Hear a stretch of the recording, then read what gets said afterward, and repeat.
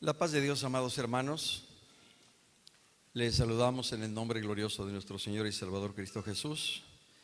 Y mientras doy estos saludos, le pido que abra su Biblia en el Santo Evangelio de nuestro Señor Jesucristo según San Mateo capítulo 16, a fin de que unidos leamos del versículo 21 al 25. Mateo 16, 21 al 25.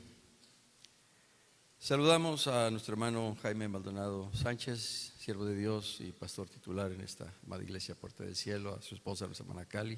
Deseamos que Dios les bendiga juntamente con toda su casa, a los pastores, cuerpo ministerial de esta amada iglesia, y a todos y cada uno de ustedes, hermanos. El Señor les bendiga. Damos gracias a Dios por esta bendición y oportunidad que el Señor nos da de estar nuevamente aquí con ustedes para compartir la palabra del Señor. A propósito de los días que tenemos en puerta a partir del próximo domingo, vamos a hacer esta lectura para reflexionar en el Señor acerca de su bendita palabra.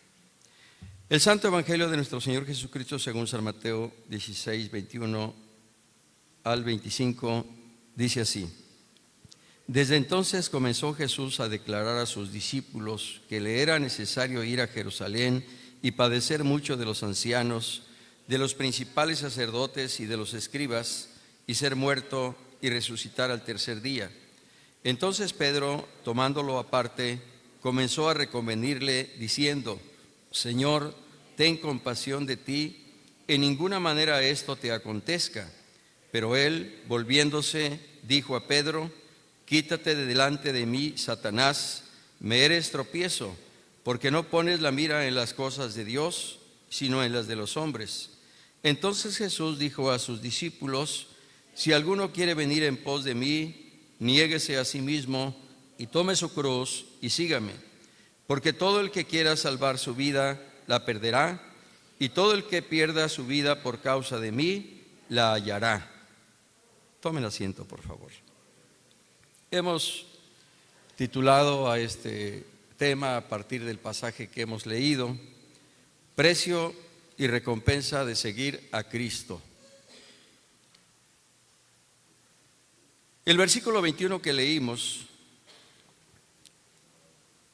claramente dice: Desde entonces comenzó Jesús a declarar a sus discípulos que le era necesario ir a Jerusalén y padecer mucho de los ancianos, de los principales sacerdotes y de los escribas, y ser muerto y resucitar al tercer día.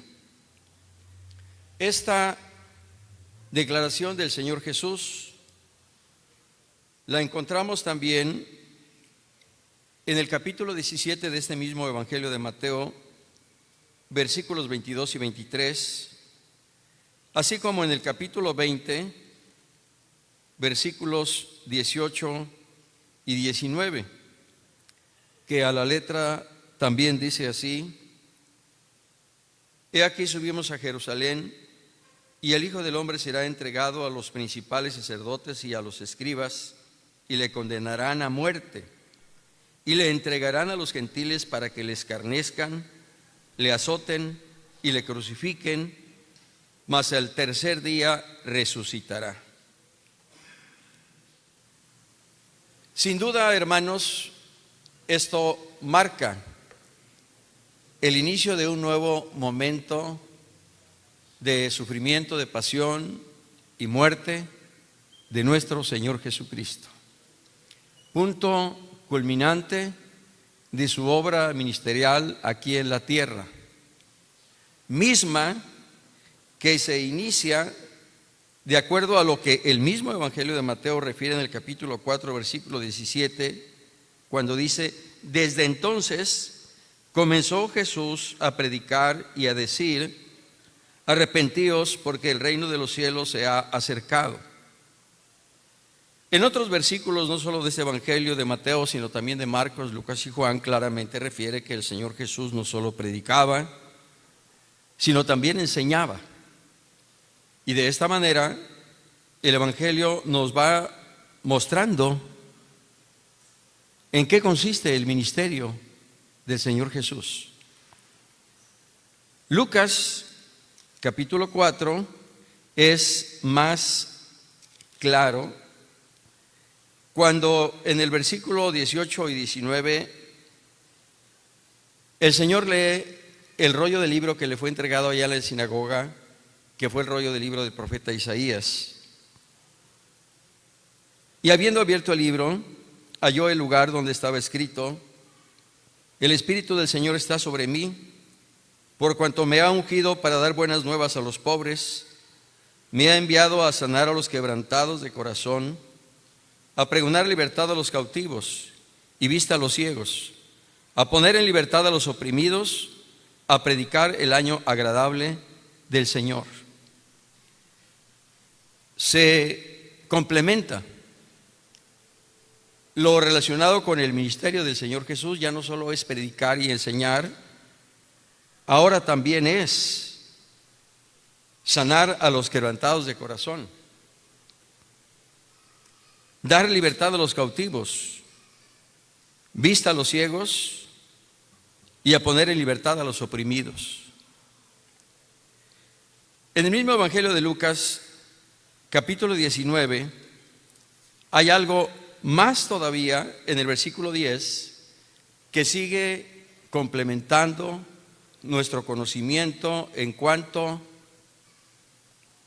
a la vida y ministerio del Señor Jesús. Porque el Hijo del Hombre vino a buscar y a salvar lo que se había perdido. Porque el Hijo del Hombre vino a buscar y a salvar lo que se había perdido. Esto es algo que no encontramos en Mateo 4:17 ni en Lucas 4:18-19, pero que ahora en Lucas 19:10 todavía se enriquece más esa revelación progresiva que nos da la Escritura en cuanto al ministerio y a la misión del Señor Jesús. Y esto, hermanos, se corona, llamémosle así, en lo que refiere Mateo 20:28, porque el Hijo del Hombre no vino para ser servido, sino para servir y para dar su vida en rescate por muchos. Algo que todavía se añade y complementa a todo lo antes dicho, porque aquí ya no habla solo de servicio, sino también de sacrificio. Algo que no habíamos encontrado en las citas bíblicas anteriores. Y por ello, cuando el Señor refiere a sus discípulos esto que leímos en Mateo 16:21 y que encontramos también en Marcos 8 y en Lucas 9, nos damos cuenta, hermanos, que el mismo Señor Jesús, ya de una manera clara, abierta, dice a sus discípulos cuál es la esencia de su venida a este mundo y cuál es la misión esencial que trae de parte del Padre para salvar a la humanidad. Él vino a buscar y a salvar lo que se había perdido y vino a dar su vida en sacrificio por muchos. Allí está resumido en unas cuantas líneas, hermanos, el propósito no solo de la encarnación, sino también de la pasión, de la crucifixión y de la glorificación del Señor. Porque no solo habla acerca de su sufrimiento, de su pasión y de su muerte, sino también de su resurrección. Y esto es maravilloso porque nos revela en unas cuantas líneas el plan eterno de Dios para la humanidad a través de la persona de su Hijo amado Jesucristo, nuestro Señor y Salvador. Sin embargo, hermanos,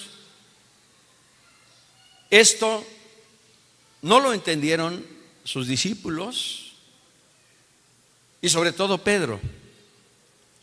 Porque después de que escuchó decir esto al maestro, tomándole aparte, diciéndole así en corto: Señor, ten compasión de ti, en ninguna manera esto te acontezca. Parece una expresión noble, buena, que considera no solo la integridad, sino la vida misma del maestro. Sin embargo, la reconvención que hace el Señor Jesús a Pedro nos lleva, hermanos amados, a reflexionar acerca de lo que subyace en esta reconvención. En primer lugar, no podemos olvidar aquella tercera tentación que Satanás le tendió a Jesús en el desierto, cuando después de llevarle a un monte alto le dijo: mira, todo esto te daré si postrado me adorares. Como diciendo: no es necesario que sufras, que padezcas, y menos que mueras. Tendrás esto, y todos los reinos de la tierra serán tuyos si postrado me adorares. Ese mismo siniestro personaje es el que ahora usa la vida del apóstol Pedro para tratar de disuadir al Señor para que no lleve a cabo la misión que el Padre le encomendó. Y por eso le reconviene, fíjense nada más, un discípulo diciéndole al maestro, reconviniendo al Señor Jesús para decirle: nunca tal cosa te acontezca. Porque Pedro efectivamente pensó, seguramente, si él muere, entonces ¿quién va a redimir a Israel? Si tú mueres, entonces ¿quién nos va a liberar del yugo romano? Porque su pensamiento, su concepción y su esquema mental todavía estaba centrado en las cosas de este mundo, en las cosas de esta tierra, y no miraba más allá. Y por ello el Señor Jesús tiene que reconvenirle para decirle: quítate de delante de mí, Satanás, me eres tropiezo, porque no pones la mira en las cosas de Dios, sino en las de los hombres. Qué importante es tener siempre la perspectiva correcta como cristianos e hijos de Dios. Y la perspectiva correcta que nosotros debemos tener es la que Dios nos revela a través de su palabra. Cuando nosotros nos apartamos, cuando nosotros queremos hacer nuestra propia voluntad, aun cuando ésta aparentemente sea buena a nuestros propios ojos o buena a los ojos de los demás, en tanto no esté acorde con la palabra y la voluntad de Dios, no puede ser aprobada, antes bien es reprobada por el Señor. Y muchas veces así nos pasa. No tenemos el enfoque correcto, no tenemos la perspectiva correcta de las cosas eternas, y por eso muchas veces vivimos en esta tierra como si lo más importante fuera llegar a los 70, 80, 90 o 100 años de edad.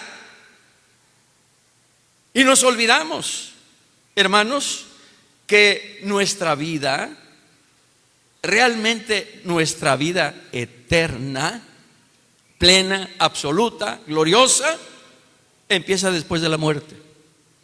Cuando cerramos nuestros ojos aquí y los abrimos en la presencia del Señor, allí es donde empieza la eternidad o la vida eterna que Cristo nos ha prometido y que comienza cuando nosotros creímos en Él, cuando nosotros le recibimos en nuestro corazón como nuestro único y suficiente Salvador, porque el mismo Señor Jesucristo dijo: esta es la vida eterna, que te conozcan a ti, al único Dios verdadero, y a Jesucristo a quien tú has enviado.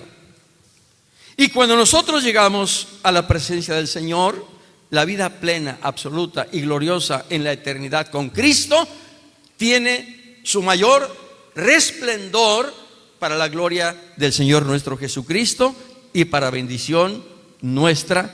Bendito sea el Señor para siempre. Pero decía, esto es lo que muchas veces nosotros olvidamos. Y miramos las cosas materiales, no espirituales. Y muchas veces vemos las cosas desde una perspectiva terrenal, no celestial, o en un enfoque temporal y no eterno. Y claramente dice el apóstol Pablo que nuestra ciudadanía no está aquí, sino en los cielos, en la misma presencia de Dios. Aquí somos peregrinos, aquí somos extranjeros, aquí somos temporales, pero nuestra verdadera ciudadanía está en los cielos. Bendito sea el Señor para siempre. Y cuando nosotros tenemos un enfoque correcto en las cosas espirituales, celestiales y eternas, y actuamos en consecuencia de esa perspectiva que por el Espíritu nos es dada, entonces nuestra manera de pensar cambia. Nuestra manera de hablar se transforma. Todo nuestro ser interno y externo se ajusta ya no a lo que yo creo, quiero o pienso, ya no para agradar a los demás, sino para agradar al Señor, cumpliendo siempre su voluntad.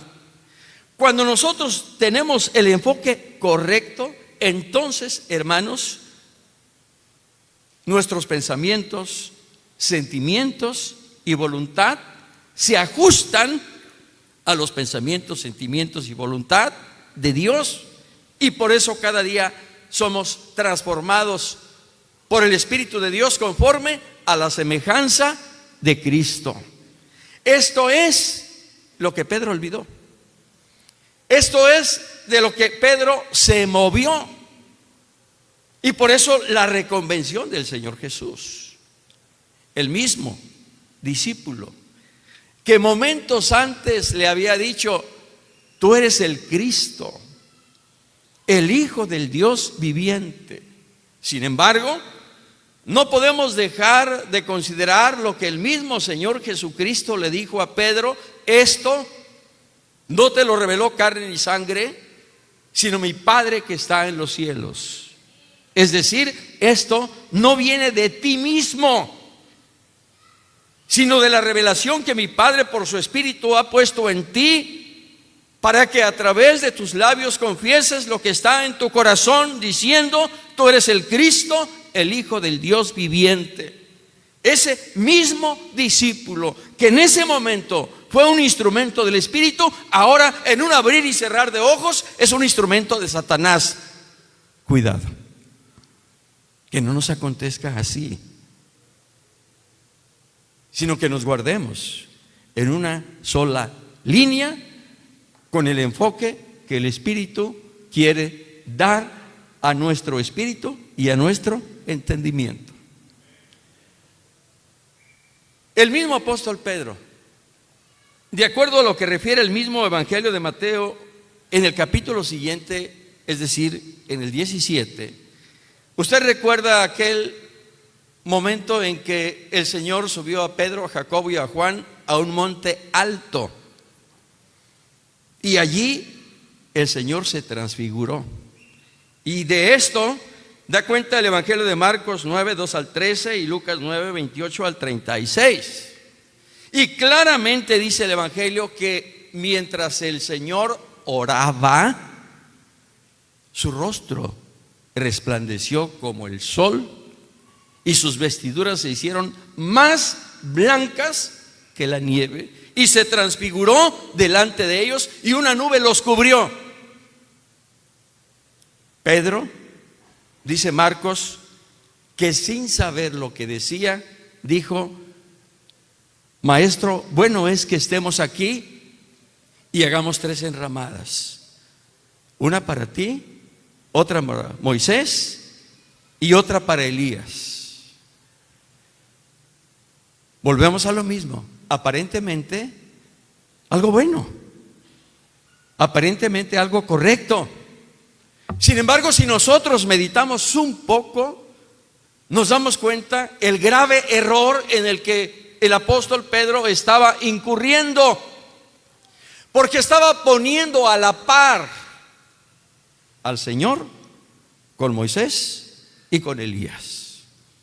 Si bien es cierto, Moisés es el representante de la ley y Elías el representante de los profetas, sin embargo, allí está el que inspiró, dio y reveló la ley. Sin embargo, allí está el profeta de Nazaret de Galilea, el enviado de Dios para revelar y dar a conocer la voluntad del Señor a la humanidad. Y por ello, para que no hubiera duda alguna, se escucha una voz desde los cielos que dice: Este es mi Hijo amado, en el cual tengo toda la complacencia, a Él oíd. Así que, hermanos, nuestra adoración solo al Señor. Moisés fue un gran hombre, sin duda. ¿Qué decir de Elías? Profeta que con su palabra dejaba de llover y con su palabra llovía. Profeta que clamó al Señor para que descendiera fuego del cielo y consumiera el holocausto, y fue hecho. Pero allí hay uno mayor que Moisés y mayor que Elías. Y allí es donde nosotros debemos poner nuestra perspectiva y nuestro enfoque correcto. No en el hombre, sino en Cristo. Porque solo a Él le fue dado un nombre que es sobre todo nombre, para que en su nombre se doble toda rodilla de los que están en los cielos, en la tierra y aún debajo de la tierra, y toda lengua confiese que Jesucristo es el Señor, para gloria de Dios Padre. Por eso el testimonio del Padre: este es mi Hijo amado, no es Moisés, no es Elías, no es hombre alguno. Este es mi Hijo amado, en el cual tengo complacencia, a Él oíd. Y por ello nuestra mirada debe estar siempre en el autor y consumador de nuestra fe, Cristo Jesús, el Hijo de Dios. A su nombre, gloria. Así que, amados hermanos,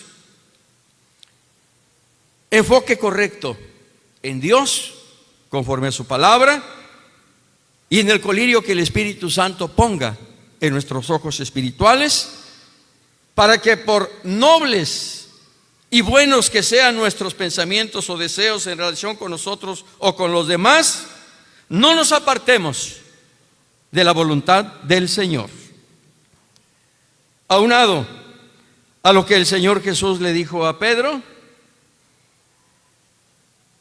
el Señor después agrega a todos los discípulos: si alguno quiere venir en pos de mí, niéguese a sí mismo y tome su cruz y sígame. Aquí está el precio de seguir a Cristo. ¿Cómo entender esto que el Señor Jesús dice a sus discípulos? Si alguno quiere venir en pos de mí, niéguese a sí mismo y tome su cruz y sígame. Para comprender mejor esto, tenemos que leer y releer el versículo 21, porque ese es el precio que el Señor Jesús desde la eternidad supo que tenía que pagar para redimirnos, para salvarnos, para darnos vida eterna. ¿Cuál es el precio? Vejaciones, insultos, críticas, acusaciones, abandono, soledad, traición, azotes, una corona de espinas, clavos, la cruz, la muerte. Él sabía desde la eternidad el precio que tenía que pagar por amor a usted, por amor a mí, por amor a todos. Y Él estuvo dispuesto a pagarlo, y por eso está escrito de Él en el rollo del libro: he aquí, oh Padre, vengo para hacer tu voluntad. Nada ni nadie lo hizo retraerse. Nada ni nadie lo hizo dar un paso de costado o hacia atrás. Siempre adelante, cumpliendo el propósito y la voluntad del Señor, aún a costa no solo de su sufrimiento, sino también de su muerte. Y queriendo hacer conscientes a sus discípulos de esto, es que Él tiene que decirles: si alguno quiere venir en pos de mí, niéguese a sí mismo, tome su cruz cada día y sígame. Creer en Cristo, seguir a Cristo y servir a Cristo tiene un precio. Y ese precio, hermanos, puede ser el sufrimiento. Cuando usted creyó en Cristo, vinieron burlas, señalamientos, críticas, aislamiento, rechazo, no solo de los vecinos, de nuestros propios familiares. Ahora ya eres aleluya, ahora ya eres hermanito, tan solo por creer en Cristo. Pero esos sufrimientos se elevan de nivel cuando nosotros decidimos seguir a Cristo. Y seguir a Cristo, hermanos, es estar dispuestos a hacer su voluntad. Es estar dispuestos a seguir sus pisadas. Es estar dispuestos a seguir su ejemplo. Es estar dispuestos a cumplir sus enseñanzas y todo lo que Él nos mandó a través de su palabra. Eso significa seguir a Cristo. Pero servir a Cristo puede significar, decía, no solo sufrimiento, sino también la muerte. Y por ello el Señor expresa estas palabras a sus discípulos para que éstos estén plenamente conscientes de lo que significa creer, seguir y servir a Cristo. Y de esa manera ellos, en plena conciencia, asuman su decisión, cumplan su responsabilidad y se consagren plenamente a Él, aún a costa de su propia vida. Por eso el Señor claramente les dice: niéguese a sí mismo, tome su cruz. La cruz, efectivamente, a veces es las luchas que tenemos, no solo contra carne y sangre, sino contra principados y potestades, y sobre todo cuando decidimos servir al Señor. Esa cruz, hermanos amados, no solo son las luchas, son los problemas, son las tribulaciones, es toda adversidad que nosotros enfrentamos en el día a día, no solo como cristianos, sino también como ministras y como pastores. Porque a veces alguien llega a pensar que los pastores o las ministras no sufren, no padecen. Sin embargo, si alguien sufre y padece, además de los creyentes, son precisamente las ministras, los pastores, es decir, los que servimos por gracia de Dios al Señor. El creyente muchas veces, cuando empieza a tener esos problemas, y ese enfoque se empaña o se distorsiona, vienen a sus pensamientos: antes no tenía estos problemas, para eso me convertí. Mientras más busco de Dios, más problemas me vienen, más luchas tengo, más pruebas enfrento. Entonces, ¿para qué busco de Dios? Entonces, ¿para qué le sirvo? Entonces, ¿para qué le sigo? Entonces, ¿para qué me esfuerzo? Si voy a tener los mismos problemas y luchas que los demás que no buscan a Dios. Entonces, muchas veces se dan la media vuelta y se van, porque no tienen el enfoque correcto, porque ponen su mirada en las cosas de este mundo, en las cosas de esta tierra, y no en las de los cielos. Y dice la Escritura que es necesario que a través de muchas tribulaciones entremos al reino de los cielos. Pero también dice la Escritura que ninguna de las tribulaciones que usted y yo padezcamos aquí en esta tierra tienen comparación con la gloria venidera. Y un día, hermanos amados, ese sufrimiento terminará. Esas lágrimas dejarán de ser, porque como dice claramente el libro de Apocalipsis, ya no habrá más llanto, ya no habrá más tristeza, ya no habrá más dolor, porque todas estas cosas dejarán de ser, quedarán atrás, porque nosotros estaremos ya en la presencia del Señor. Por eso, el Divino Maestro concluye diciendo: porque todo el que quiera salvar su vida, la perderá. Si creer en Cristo, seguir a Cristo y servir a Cristo implica que yo corra el riesgo de perder mi vida, prefiero salvarla. Cuidado, porque dice el Señor: todo el que quiera salvar su vida, la perderá. Y todo el que pierda su vida por causa de mí, la hallará. Podemos cerrar nuestros ojos aquí en la tierra, decía, pero los abriremos en la presencia de Dios. Cristo es nuestra vida. Y dice el salmista: ¿a quién tengo yo en los cielos sino a ti? Y fuera de ti, nada deseo en la tierra. Cristo es nuestro blanco supremo. Cristo es nuestra herencia eterna. Y hacia allá debemos enfocar, hermanos, nuestra perspectiva, nuestro corazón, nuestro pensamiento, sentimientos y voluntad, para que de esa manera nosotros tengamos la recompensa de la gloria eterna. Precio y recompensa de seguir a Cristo.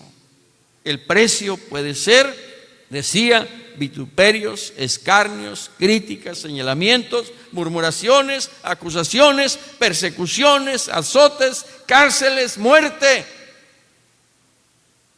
Pero si nosotros somos fieles, dice el Señor: sé fiel hasta la muerte, y yo te daré la corona de la vida. Y si somos fieles, hermanos amados, dice el Señor que en aquel día Él nos dirá: bien, buen siervo y fiel. Sobre poco has sido fiel, sobre mucho te pondré, entra en el gozo de tu Señor. Otros quizá escuchen esas palabras del Señor: venid, benditos de mi Padre, al reino preparado para vosotros desde antes de la fundación del mundo. Así que, hermanos, vale la pena pagar el precio para recibir del Señor la recompensa de la herencia eterna. He aquí yo vengo pronto, dice el Señor, y mi galardón conmigo, para recompensar a cada uno según sea su obra. Retén lo que tienes para que ninguno tome tu corona. Y cuando nosotros tenemos claro esto, entonces nos damos cuenta, hermanos, que vale la pena pagar el precio para recibir del Señor la recompensa de la herencia eterna. Cristo sufrió hasta lo indecible, Y por ello claramente dijo a los suyos: me es necesario. Escúchelo bien. Dijo el Señor: me es necesario ir a Jerusalén y padecer. Me es necesario padecer mucho de los ancianos, de los principales sacerdotes y de los escribas, y ser muerto y resucitar al tercer día. La recompensa. La recompensa. No solo la pasión, la crucifixión, sino también la glorificación del Señor Jesús. Porque cuando Él asciende a los cielos, alzado puertas vuestras cabezas, y alzaos vosotras puertas eternas, y entrará el Rey de Gloria. ¿Quién es este Rey de Gloria? Jehová de los ejércitos. Él es el Rey de la Gloria. Y Cristo venció al pecado y a Satanás en la cruz.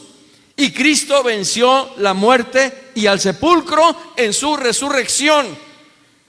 Y en su victoria, usted y yo, si somos fieles, también seremos más que vencedores, y también recibiremos la recompensa de la herencia eterna, porque esto mortal se vestirá de inmortalidad, esto corruptible se vestirá de incorrupción, y entonces se cumplirá la palabra que está escrita: sorbida es la muerte en victoria.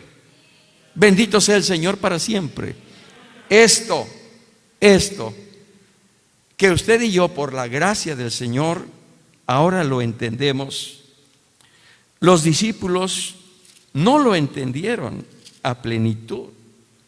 Y por eso el Señor Jesús, después de que resucita, aquellos caminantes de Emaús tiene que decirles: oh insensatos y tardos de corazón para creer todo lo que los profetas han dicho.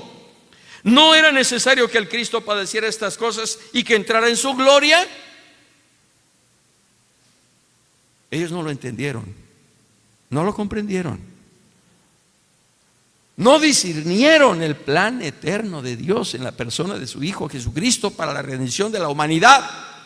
Y por eso Pedro reconvino al Señor para decirle: nunca esto te acontezca, oh insensato y tardo, duro de corazón para creer lo que ya los profetas habían dicho acerca de Jesús, que era necesario que sufriera y padeciera todas estas cosas. De ahí el capítulo 53 del libro del profeta Isaías. Nunca hizo maldad, nunca hubo engaño en su boca, y con todo Jehová quiso quebrantarlo, sometiéndolo a padecimiento, hasta que haya puesto su vida en expiación por el pecado. Después, ya no solo a los caminantes de Emaús, sino a los demás discípulos, dijo el Señor: así está escrito, y así fue necesario que el Cristo padeciese y resucitase de los muertos al tercer día. Entonces les abrió el entendimiento para que comprendiesen las Escrituras. Hermanos, que el Señor nos dé entendimiento por su Espíritu para comprender las Escrituras y vivir siempre en la perspectiva de Dios los días, meses y años que el Señor nos conceda sobre esta tierra. Que el Señor por su Espíritu nos dé sabiduría para no poner nuestra mira en las cosas de la tierra, sino en las cosas de arriba, donde está Cristo sentado a la diestra del poder de Dios. Y cuando Cristo se manifieste, nosotros también seremos manifestados con Él en gloria. Por ello, necesitamos no solo recibir ese entendimiento, esa sabiduría del Espíritu para entender las Escrituras, sino que necesitamos también vivirlas, para que de esa manera, amados hermanos, usted y yo en aquel día seamos hallados irreprensibles delante del Señor, y en un abrir y cerrar de ojos seamos llevados por Él a su misma presencia en los cielos. En esta noche, pidámosle a Dios que nos permita entender su plan eterno. Por tanto, no vea con indiferencia, frialdad, los trabajos espirituales que a partir del próximo domingo llevaremos a cabo como iglesia cristiana, desde la entrada triunfal hasta el próximo domingo de resurrección. No los vea con indiferencia, hermanos. Son días de recogimiento espiritual donde debemos entrar a la presencia, a la comunión con el Señor para recibir de Él lo que Él se ha propuesto revelarnos y darnos a conocer a través de su bendita palabra. Si el jueves participamos de la cena del Señor, prepare su corazón, prepare su vida y entre en esa comunión con Cristo, Cristo con usted, y en la comunión unos con otros, recordando las palabras que el Señor Jesucristo dijo en aquel aposento alto cuando tomó el pan: esto es mi cuerpo que por vosotros es partido. Y después, cuando bendice el jugo: esta copa es el nuevo pacto en mi sangre, que por mucho se derrama para la remisión de los pecados. Estas son las cosas que usted y yo debemos considerar en lo profundo de nuestro corazón. Lunes de autoridad, martes de controversia, miércoles de intimidad o reposo, jueves la institución de la cena del Señor, el viernes el mensaje de las 7 palabras expresado desde el púlpito más excelso que haya habido sobre la faz de la tierra, el monte Calvario, la misma cruz del Señor. Por tanto, hagamos un esfuerzo y pidámosle al Señor que entremos a esa comunión con Él y Él nos vaya revelando paso a paso lo que Él quiere darnos a conocer. Y el domingo, hermanos, 20 de abril, mañana gloriosa de resurrección, donde nos gozaremos y regocijaremos por el triunfo absoluto y total de nuestro Señor y Salvador, Cristo Jesús, el Señor nuestro. En su victoria, usted y yo somos más que vencedores. Así que, hermanos, pidámosle al Señor que nos ayude y que nos dé revelación por su Espíritu y sabiduría y gracia para estar siempre dentro de la perspectiva y de la voluntad del Señor. En esta noche vamos a cantar el himno 49, y mientras cantamos la segunda y la tercera estrofa, vamos a acercarnos al altar. Al Calvario solo Jesús ascendió llevando pesada cruz, y al mortal en ella, y al morir en ella, al mortal dejó un fanal de gloriosa luz. Y dice el coro: Jesucristo me guiará. Jesucristo me guiará al hogar de paz y de eterno amor. Jesús solo me guiará. Cantemos.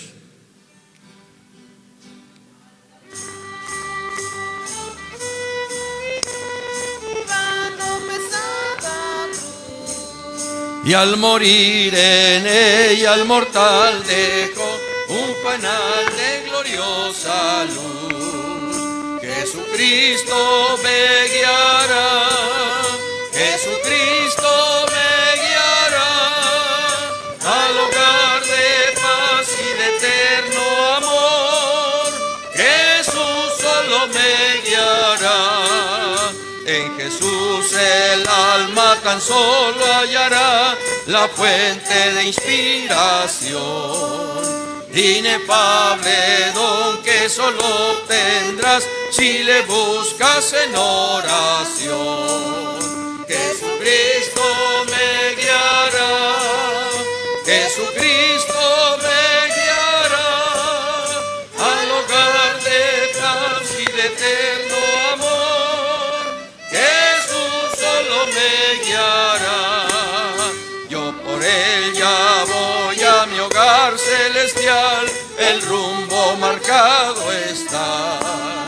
En mi oscura vida será el fanal y en su luz mi alma siempre irá. Jesucristo me guiará, Jesucristo me guiará al hogar de paz y de eterno amor. Jesús solo me guiará. Que el Señor guíe su vida. Que el Señor guíe la vida de su familia. Que el Señor guíe la vida del pastor, de la ministra. Que el Señor guíe la vida de esta iglesia, Puerta del Cielo. Que el Señor guíe al presbiterio Colima y Michoacán. Que el Señor nos guíe a todos como iglesia del Señor Jesús. Que el Señor nos guíe en esta noche, hermanos.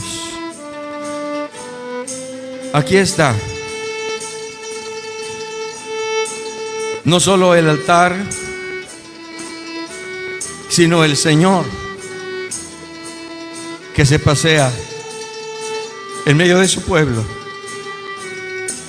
para que, viniendo a sus pies postrados, le adoremos y le digamos: Señor, gracias. Gracias porque estuviste dispuesto a sufrir y a padecer y aún a morir por mí en la cruz. Gracias porque, no siendo digno ni merecedor, me perdonaste, me liberaste, me rescataste de esa manera de vivir, en la idolatría, en el vicio, en la incredulidad, en el alcoholismo, en la fornicación, en las mentiras, en la murmuración, en el odio. Gracias porque me rescataste de mi pasada manera de vivir. Y por ello en esta noche, Señor, reconociendo por tu Espíritu el propósito esencial de tu visión en este mundo, hoy te alabamos, te glorificamos y te damos muchas gracias desde lo profundo de nuestro corazón, Señor. Gracias porque el plan eterno de la redención que el Padre nos ha revelado, tu Espíritu lo ha confirmado en nosotros, y ahora nosotros, como redimidos y lavados con tu sangre preciosa, Señor, hemos creído en ti, te seguimos, te servimos y estamos dispuestos a pagar el precio. A pagar el precio que haya que pagar para recibir la recompensa de la herencia eterna. Y así como tú sufriste lo indecible por nosotros, así nosotros también estamos dispuestos a sufrir y a padecer por causa de tu nombre, Señor. Porque tú has dicho: el que pierda su vida por causa de mí, éste la hallará. Oh Señor, gracias. Gracias, Señor, porque un día tu Espíritu movió nuestro corazón para venir a ti, para convertirnos a ti, para negarnos a nosotros mismos, para tomar nuestra cruz cada día y seguirte, Señor. Fortalécenos, ayúdanos, esfuérzanos a seguir tus pisadas, a seguir tu ejemplo, en amor, en gratitud a ti, por lo que tú has hecho por nosotros y por lo que ahora nosotros somos en ti. Que nuestra perspectiva, Señor, sea la perspectiva de tu Espíritu. Que nuestra perspectiva como cristianos e hijos de Dios sea, Señor, la perspectiva que a través de tu palabra tú nos revelas, para que no nos apartemos, para que no nos desviemos, para que no nos confundamos, para que no nos perturbemos, sino que permanezcamos firmes en una fe inquebrantable e inamovible en Cristo Jesús el Señor nuestro. Oh Señor, gracias. Gracias, Señor, gracias por tu presencia, por tu amor. Te ruego que nos ayudes en esta jornada espiritual que estamos próximos a vivir a partir del próximo domingo 13 y hasta el domingo 20 de abril. Días en los que recordaremos tu sufrimiento, tu pasión, tu muerte, pero también tu resurrección, Señor. Que tu Espíritu Santo sea en nosotros y con nosotros, y entremos a esa íntima comunión contigo, Señor, para que paso a paso sigamos tus actividades y los últimos días ministeriales que cumpliste aquí en esta tierra, Señor. Bendice a tus siervos, bendice las actividades espirituales que llevaremos a cabo como iglesia local, como presbiterio en el Galaje, Señor. En tus manos está la vida de las personas que por vez primera escucharán el mensaje, Señor. En tus manos están los enfermos que yendo a tu presencia y esperando en ti recibirán sanidad para gloria de tu nombre, Señor. En tus manos está el campamento de los niños también en el Galaje. Te rogamos que bendigas estos trabajos, Señor, en favor de la iglesia infantil. Que cada uno de los pequeños suba al monte y tenga un encuentro personal contigo, Señor Jesús.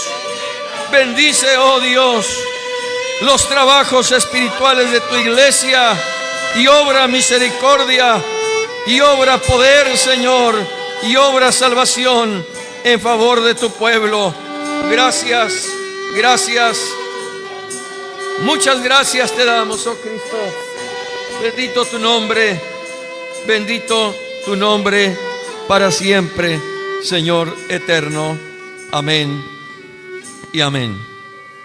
Hermanos, que el Señor les bendiga, el Señor les guarde. Adelante, adelante en el nombre del Señor Jesús.